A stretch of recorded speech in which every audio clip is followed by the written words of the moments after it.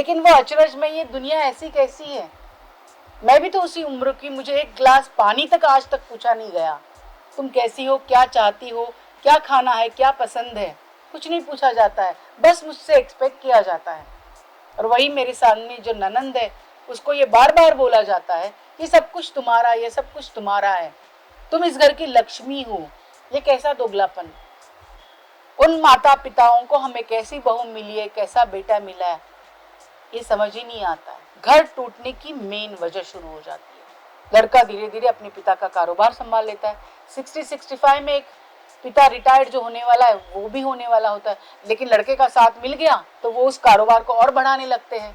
लड़का भी दबके है, बहुत ज्यादा एजुकेटेड है, उस कारोबार को संभालने की एजुकेशन है, हुनर है, पिता के अंडर और सीख के तैयार हो रहा है। 2-4 साल में पूरा का पूरा कारोबार संभालने लगता है। पिता, पूरी दुनिया खुश। धीरे धीरे पिता की रिटायरमेंट की एज हो जाती है।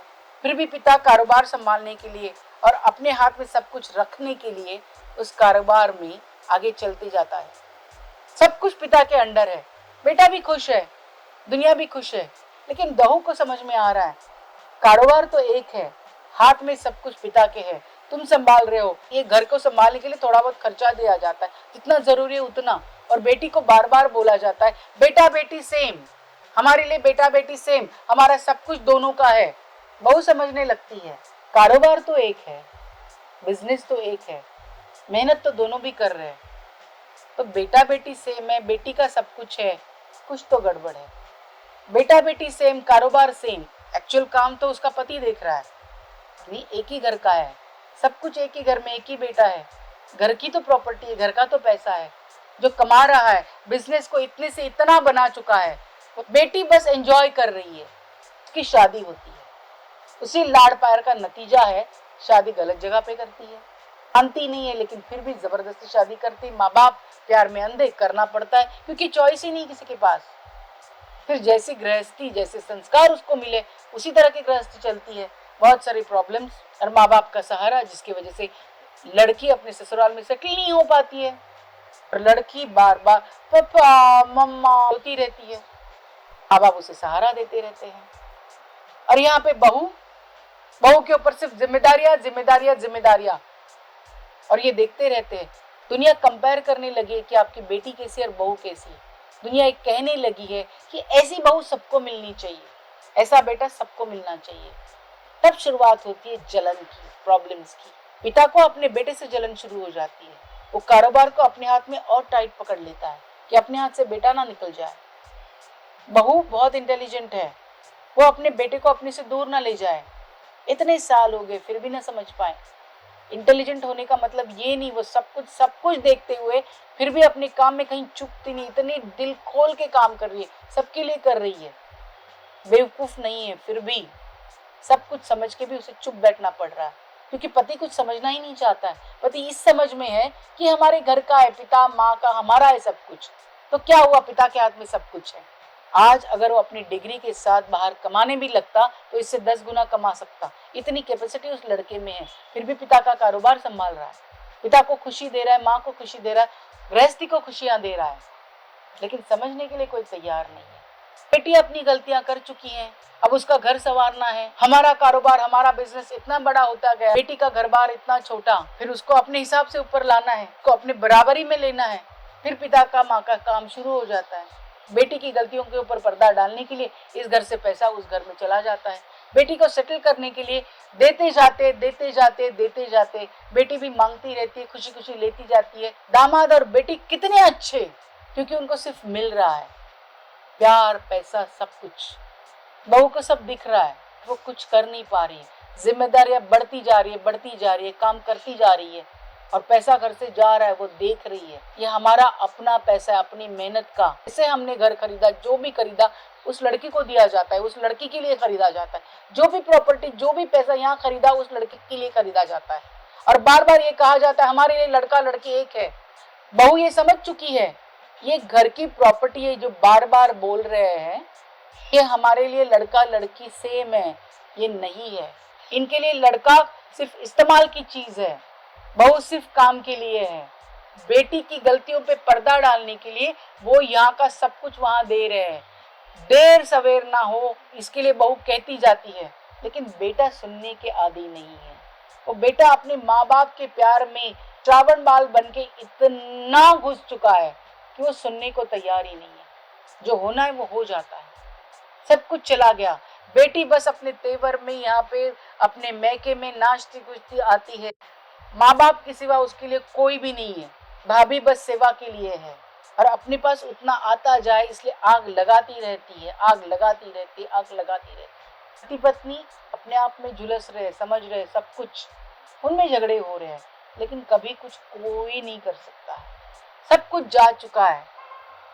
अब बेटे को पता चलता है, लेकिन उसकी पूरी जिंदगी की कमाई निकल गई है। भगवान की दया से उसके पिताजी को बहुत अच्छी आयु मिली, उम्र तक जिए, वो 90 साल तक जिए। बेटे की भी तो उम्र हो गई, वो तो रिटायरमेंट की उम्र में आ गया, उसके बच्चे भी बड़े हो गए, उनके भी शादी ब्याह करना है, सब कुछ करना है, पर हाथ में कभी पैसा ही नहीं रखा, सब माँ बाप को दे दिया, माँ बाप के पास था। पिता ने सब कुछ खत्म कर दिया है। इसे समझते समझते उसकी खुद की रिटायरमेंट की उम्र आ गई। उसने अपने पिता के बिजनेस को पकड़ के बहुत बड़ा बना लिया, लेकिन उसका बिजनेस आगे लेने के लिए उसका बेटा तैयार नहीं है। बिजनेस को एक दिन बंद हो जाना है, क्योंकि अभी इसमें ताकत नहीं है। पिता तो कब के रिटायर्ड हो चुके हैं, लेकिन पैसा और कारोबार उन्होंने अपने हाथ में रखा। अब बेटे में भी ताकत नहीं कि वो उस बिजनेस को आगे ले जाए। करे तो क्या करे, बिजनेस को एक दिन बंद करना पड़ेगा। बंद किया जाता है। ये है जॉइंट फैमिली के नतीजे। जहाँ बहू बेटा अच्छा होता है, वहाँ पे उसका फायदा माँ बाप उठाते हैं। ये जो कंट्रोलिंग पावर है हम नहीं रखते। बेटी को अनचाहे लाड़ प्यार मिलने का नतीजा उससे बेटी की गृहस्थी पे नहीं, आपके बेटे की गृहस्थी पे आता है। आप अपने बेटे की जिंदगी के साथ खिलवाड़ करते हो। बेटी को कितना देना है आपको समझ में नहीं आता। बार बार बेटा बेटी इक्वल ये बोला जाता है, ऐसे कैसे इक्वल हो गए? अगर आपको उसे प्रॉपर्टी देनी है तो उसकी जिम्मेदारी तो देनी है। आप एक दिन उसके साथ रहते नहीं, आपके दुख दर्द आपकी बीमारियां कोई नहीं देखता, आपकी बहू बेटा ही देखते हैं।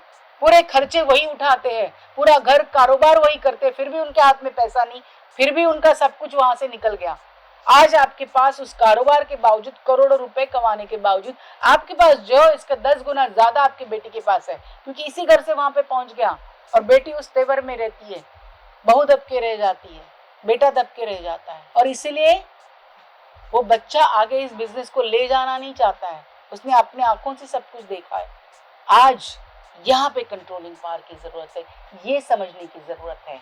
बेटियों का हक है, लेकिन आपने उनके पढ़ाई में, उनके शादियों में सब कुछ उस तरह से खर्च करके दिया। आज वो कमा के दूसरे घर में जाने वाली है, दूसरे घर में जाके कमाने वाली, उसकी पूरी जिम्मेदारी खर्चा आपने उठाया। लेकिन जब वो कमा रही है तो वो दूसरे घर में अपने ससुराल में दे रही है, और बेटा कमा के इस घर में डाल रहा है। बेटे के भी एजुकेशन के लिए आपने उतना ही खर्चा किया, बेटी के भी एजुकेशन के लिए खर्चा किया, लेकिन बेटा वो कमाई का खर्चा आपके पास दे रहा है। बेटी अपनी कमाई लेके दूसरे घर में जा रही है, उसके बाद उसका प्रॉपर्टी में इक्वल प्रोपोर्शन कैसे?